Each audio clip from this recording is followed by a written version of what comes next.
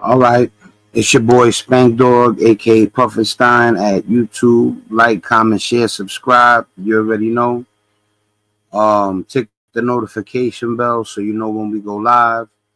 Um, and so you know when we post videos. BC Spank Dog at Instagram and Robert Lopez at Facebook. All right, so I'm gonna add this to the stage real quick. All right, so matter of fact, let me bring this back down real quick. So a lot of you guys know what's going on with the government freeze. A lot of people are, you know, it's blanketing a lot of people. A lot of people are being affected. So I'm gonna cover something right now. I'm gonna add it to the stage. All right.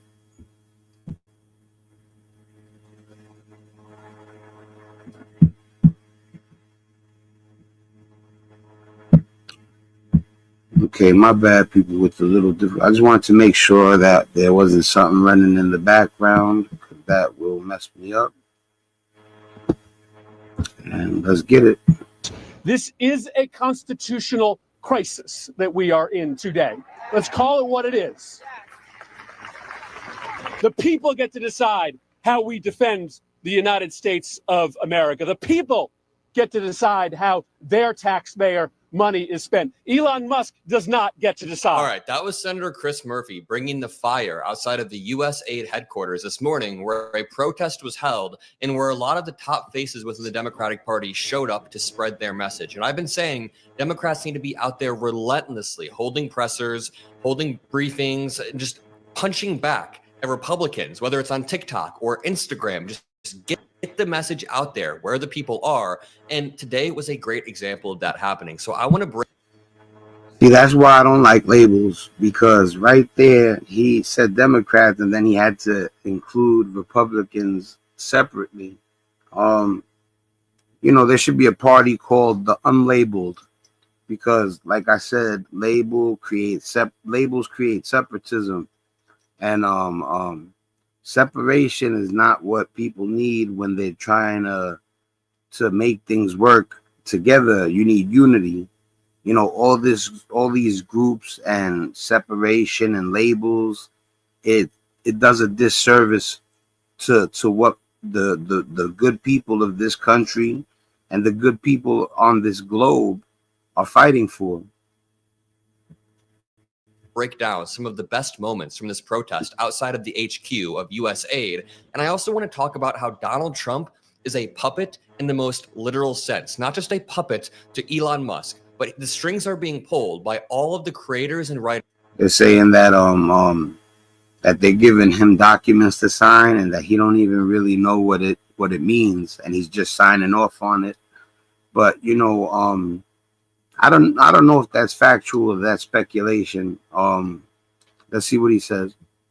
Of Project 2025, and Republicans have their eyes closed. Now, before we play some of these clips, just remember, over the past 4 years, people have been saying that Joe Biden wasn't actually running the White House. The people around Joe Biden were running the White House, and that he was nothing but a puppet.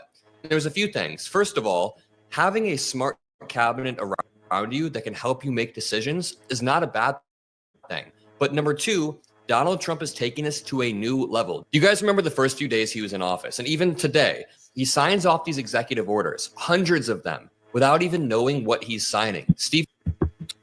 That's true. That's not a good look. That's very bad. I don't even want to go with the whole, well, you guys voted for him, or it's past that. It's time for us to stop saying, well, you voted for him, so the next 4 years is your fault. Like, that's not helping. That's not going to help. That, if anything, that just creates separation still. The people that he did greasy when he made these promises and the policies, and he did not follow through at all. And I know it's early, but I'm saying he should have came out attacking the things that he promised in his policy, and instead he came out attacking other countries, talking about he wants to colonize and make Canada the 51st state. And it's like, dogs, you ain't even taking care of Puerto Rico. How you want more land? Take care of Puerto Rico first. You know what I'm saying? Like, this shit sound crazy. Like, how are you talking about you want all these lands and you don't even take care of the Boricuas? You know what I'm saying? We're supposed to be part of the United States, and they leave Puerto Rico messed up. So you're talking about you want more land. Take care of Puerto Rico first, please. And what I was gonna say, but yeah, the separatism has got to stop. The labels got to stop. I'm part of the unlabeled. You know what I'm saying? And I'm proud of it. That's like anyway, let me just let Adam Mockler talk for a second also. I want to keep going with this. Stephen Miller will sometimes say this is an executive order to do X or Y, but a lot of times he just hands him the executive order, Trump signs off, and that's that. Trump does not even know what he's signing. The Project 2025 creators are the ones crafting these executive orders, are the ones getting them ready. Trump has no clue what's inside them. The contents don't matter to him. It just matters that the people around him get to enact their agenda. He is a puppet in the most literal sense. He is 10 times more of a puppet than Joe Biden ever was. Joe Biden was never a puppet. He had full control the entire time. I believe what he's saying about Joe Biden having control the entire time, and that Trump is more of a puppet than Biden ever would have been. What I was gonna say, I don't even want to name call. Like, when I say bully, I'm talking factually. I mean, that's how I feel. But it's not name calling. I'm not trying to call him a bully as like, an idiot, or what I'm saying is that he is economically trying to bully Canada into being the 51st state by raising those tariffs that high. But Donald Trump doesn't know what he's signing. So I want to play some clips from this protest. But first, watch this clip of Trump moments ago in the White House talking about Canada becoming the 51st state. Again, this is not a joke. This is not a drill. He wants Canada to be the 51st state, and he's using economic punishment as leverage. Like people, I know there's people out there that are still hoping that he knows what he's doing, but this is bad. Like, this is really bad. I mean, I'm not, like I said, I just started paying attention.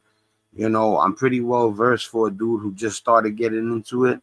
But what I'm telling you is that it don't take a person, it don't take a rocket scientist to see that this is looking bad. This might be the worst start to a president starting his presidency ever. The economy looks crazy. The stock markets, they've crashed, but people are still thinking that he can pull it out, and he's doing it for a reason. I don't know. I'm not the person that acts like he could predict the future, but I'll tell you this much: if he's fixing our economy, he can fix it without being a bully.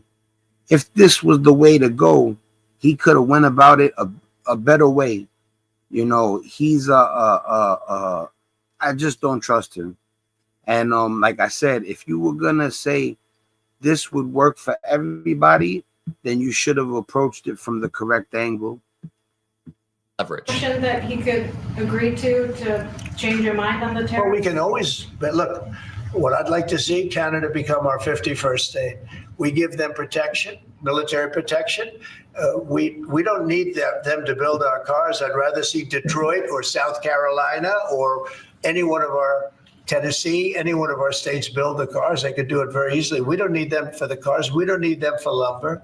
We absolutely need them for both cars and lumber. You cannot name one car manufacturer that is solely based in the United States. Parts are sourced from all across the globe, but Canada is a huge distributor of parts and they help create a lot of cars. When it comes to lumber, come on, man. We don't need them for anything. We don't need them for energy. We have more energy than they do. We don't need them for energy. Canada is currently subsidizing crude oil so U.S. citizens can have gas.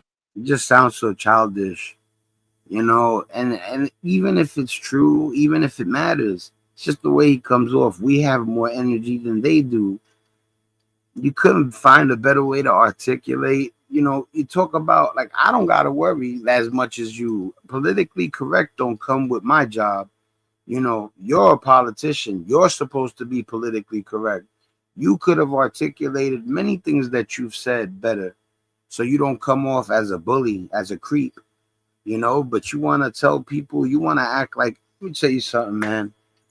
I know tough guys. And I mean, I know real tough guys. You get what I'm saying? And I mean, I know real tough guys. Like, you're not tough like that. You know what I'm saying? You might be with all your protection and everything like that. But what I'm saying is that I'm not talking about who's tougher, me or Trump, or who knows more tough. What I'm saying is why are you even taking that approach? You acting like you're from East New York. You know, you act like you stood on the corner for years. You know, you've never really seen the pits, but you talking like you're a Rocky Marciano. You know what I'm saying? That's a tough guy. Never lost, heavyweight champion. You know, why are you even going about it like this? Why don't you speak to people like a president would speak to people? All this, she's a pig, grab her by the crotch. Like, I don't know, you know what I'm saying?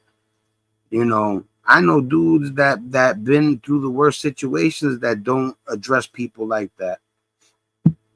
That's not insanely high price. So I say, why are we doing this? Why are we willing to lose between $100 billion and $200 billion a year? We don't need them. As a state, it's different. As a state, it's much different. And there are no tariffs. So I'd love to see that. But some people say that would be a long shot. If people wanted to play the game right, it would be 100% certain that they'd become a state. Do you hear how he talks about, what about independence? Do you even remember the Constitution? The Declaration of Independence? Like, so independence doesn't matter anymore. Just because it would make sense economically for Canada to come along, they should come along. See, this is what I'm saying. He does not make sense sometimes. He act like that was the end of it. Like, you know, well, if it makes sense, it should just happen. Like, I don't think Canada wants to be a part of the United States. Another thing I wanted to say is that I keep telling the whole globe this. I'm talking to anybody on the planet. He is not America. Stop saying you group Americans. We're about to go against our own leader, for not just our own selves, for the rest of the globe. And people talk about Americans so harshly. You know what I'm saying? I'm not sensitive like that, but I'm just saying it's not really the fact of that you say these Americans, you Americans, all you Americans. First of all, a person who blankets a group that big is the idiot. All right. And I know that there's a lot of people out there that don't think like that. So a lot of people on the planet don't look at Americans like you Americans. But this man don't represent me like that. To make it sound like I'm part of his group, it's offensive, you know. But like I said, I know why people are mad, you know, but you gotta remember, for us to speak out against our own president, not just for our own selves, but because of what he's about to try to do to other countries and stuff like that, you should be proud of us and stop going, you Americans, you Americans. It's not you Americans. There's a lot of good people out here, you know, that could get, we could catch beef in our own country over going against our own leaders. And we're doing this not just because of the economy, our economy being affected. I know I'm not. This has to do with everything, what he's doing to Canada, the whole Panama Canal thing, Greenland. There's other stuff. If you look at it now in hindsight, it seems like Biden might have made mistakes, but he looks like he was 10 times more of a president than Trump could ever be.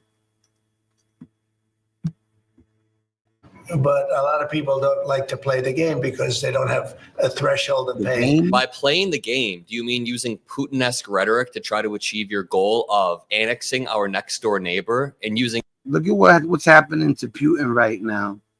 He played the bully. He fired on Ukraine, and now it looks like they're handing it to him. And remember, they were the aggressor.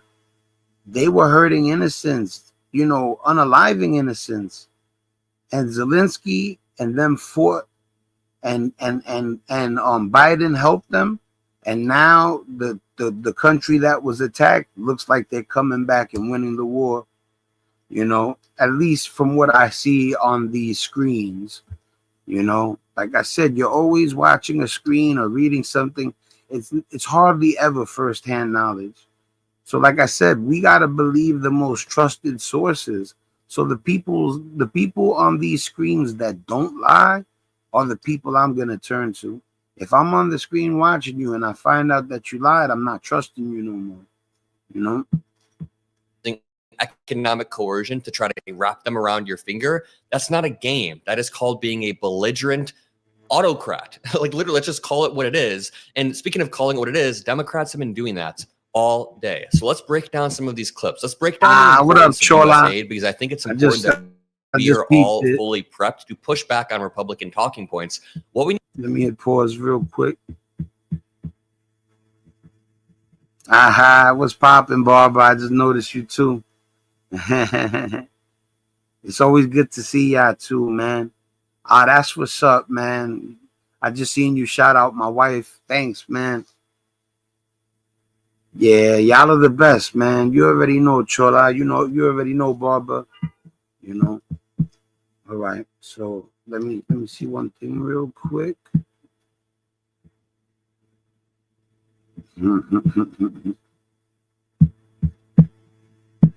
we need to understand is that just saying Elon Musk is taking a sledgehammer to our institutions, that's not a strong talking point. That is what people wanted. That is what MAGA voted for. They want Elon Musk to do that. We have to explain the actual consequences of taking a sledgehammer to.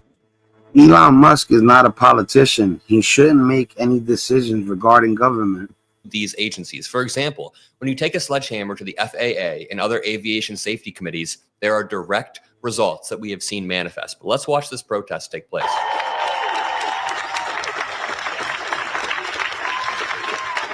Now, when people say you Americans, these Americans, all you Americans, are you talking about these Americans that are going against their own leader, for democracy, for freedom? One of the things that makes people want to come to America is the Constitution. If we don't uphold the Constitution, we're nothing. You know what I'm saying? Freedom is what makes America what it is. Not leaders, especially leaders like the leader we have currently. Let's hear what they say. President Trump directed his corrupt billionaire friend, Elon Musk, to ransack a critical agency of the U.S. government. Musk and his band of unelected acolytes at DOJ have locked out USAID employees from their offices, improperly accessed highly classified information, purged the agency of its nonpartisan leadership, and thrown the agency into chaos through a concerted campaign of harassment and intimidation of its employees. This is on top of Trump's freeze. How do you do that? You know how many people went to go do their thing with work and was like, yo, what's going on? I can't believe this. It was, oh man, it's tremendous what happened. people got to start understanding that this is not light. You know what I'm saying? What we could do about it is talk about it. You know what I'm saying? And don't just be scared to speak your mind, bro. Every day I get up here, I go live. This is all unscripted. I got over 150, 200 live videos, most of them above 30, 45 minutes, an hour. I get up here almost every day live and speak to whoever enters. I don't care if it's 1,000 people, 100 people. You know, I haven't gotten to that point yet, but I'm just saying I wouldn't be rattled no matter what, because my heart's in it. You know what I'm saying? And don't worry about feeling a little embarrassed or whatever, or just go up there, swallow your fear and speak your mind. You know, a lot of people are finally seeing how bad it started. If it continues like this, forget about it. He'll definitely be the worst president ever. You know, I'm praying. Listen, let me tell you something. I don't even root for Trump's downfall because he's the leader of our country. You understand? I'm hoping he can pull us out of whatever mess he's got us into. I'm hoping he could succeed, because if he succeed, we succeed. You know, do I like him? I don't know him. Do I think I would like him if I met him? No. You know? Of crucial foreign assistance programs. These actions severely harm our national security. They put thousands of children around the world at immediate risk of starvation, disease, and death, and sideline some of our finest civil servants who work tirelessly every day to make the world a better place. This is a case at the very worst of. Some of these people are people that backed up Trump, and now that he's doing what he's doing, they're now they're against him. You know, but for me, it was never about that. You heard how he talked about starving children. That's what it's about, man. Like, people like, yo, you over here in your suit and tie, you know, even with what's going on, you're still doing okay to people in third world countries.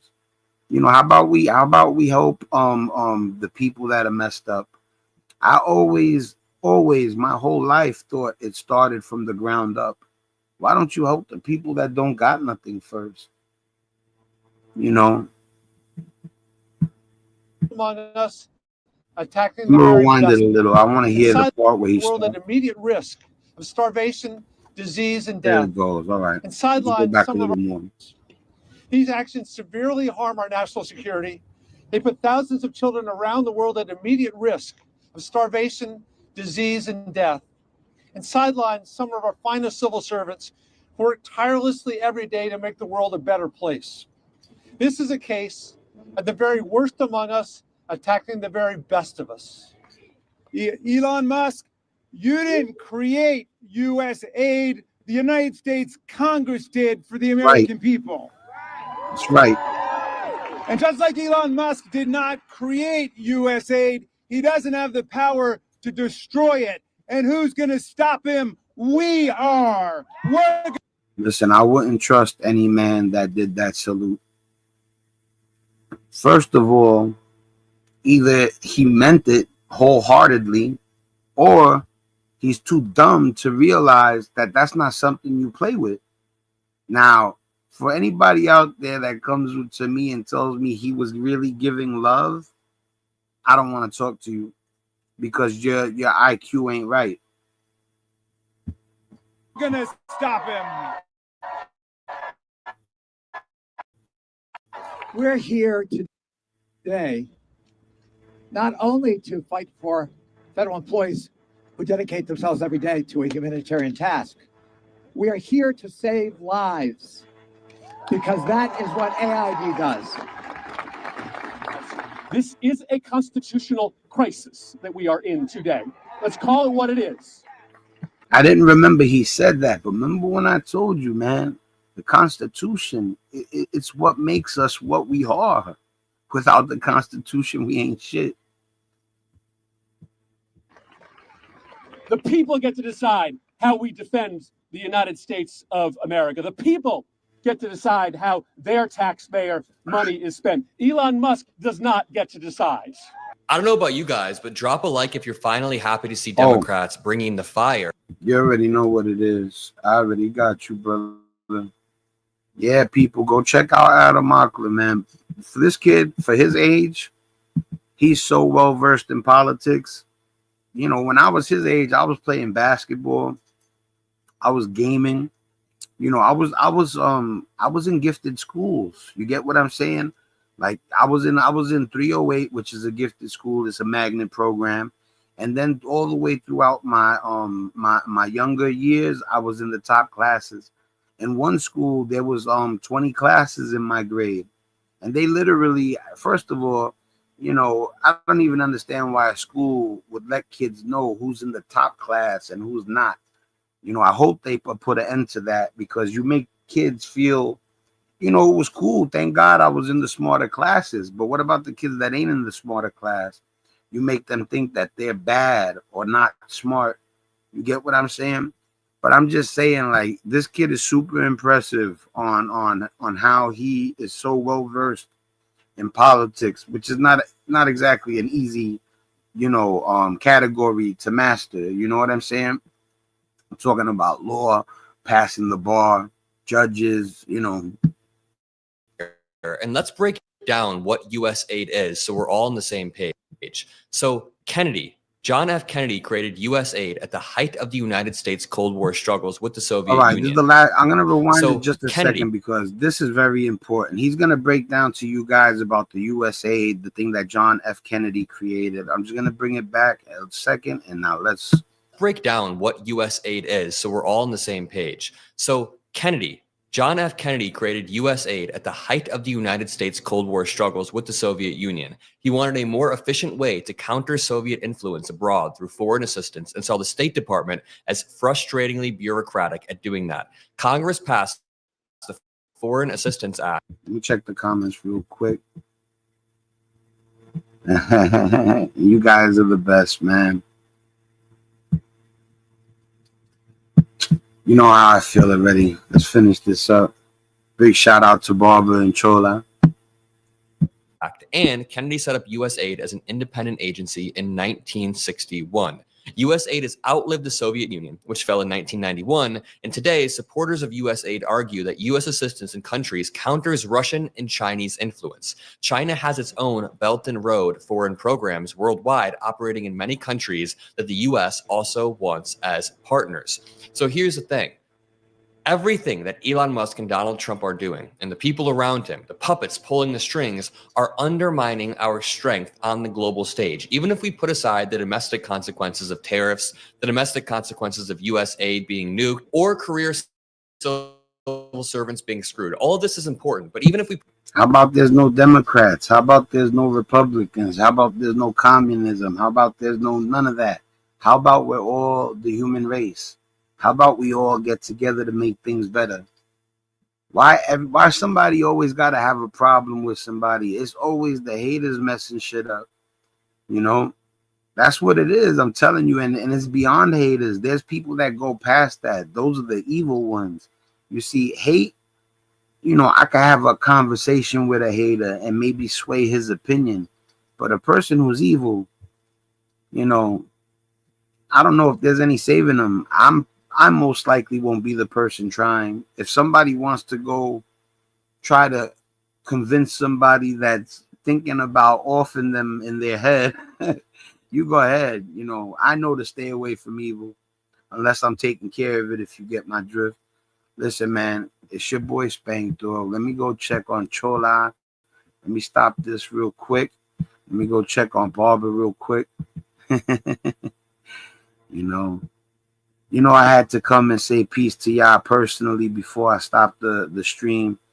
Yo, man, listen, man, I'm gonna let y'all guys do the math as far as everything. You process that. I already know how I feel and what I think, you know, and y'all process what's going on and think about what you could do to help the situation. You know, I'm gonna tell you something. If by any chance Trump pulls off something where we actually start to flourish and what he did wasn't horrific, you know, I'll admit whatever I gotta admit, you know. But until then, I stand on what I'm saying, you know. Yo, God bless you guys. Much love, man. It's your boy Spank Dog. I'm out.